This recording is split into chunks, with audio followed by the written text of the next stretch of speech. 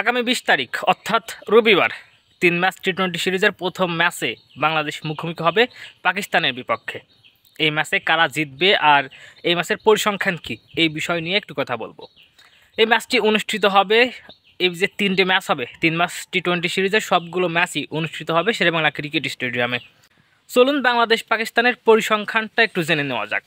এখনও পর্যন্ত 22টি ম্যাচে বাংলাদেশ টি-20তে এখনও পর্যন্ত 22টি টি-20তে বাংলাদেশ পাকিস্তানের বিপক্ষে মুখোমুখি হয়েছে। এর মাঝে 19টিতেই হেরেছে বাংলাদেশ আর 19টিতেই জিতেছে পাকিস্তান। তো স্বাভাবিকভাবেই পরিসংখ্যানের বিচারে বাংলাদেশ পাকিস্তানের থেকে অনেকটাই পিছিয়ে থাকবে, কিন্তু পরিসংখ্যান দিয়ে ক্রিকেট মাঠে খেলা চলে না। আপনাকে মনে রাখতে হবে বাংলাদেশ সাম্প্রতিক সময়ে শ্রীলঙ্কাকে তাদের ঘরের মাঠে সিরিজ জিতেছে। শ্রীলঙ্কার বিপক্ষে দারুণ খেলেছে বাংলাদেশ। প্রথমে এক ম্যাচ হেরেছিল, তারপর ব্যাক টু ব্যাক দুটো ম্যাচ জিতে সিরিজে নিজেদের করে নিয়েছে বাংলাদেশ। সেই হিসাবে বাংলাদেশ কিন্তু ওয়ান অফ দ্য ফেভারিট হবে এই সিরিজে।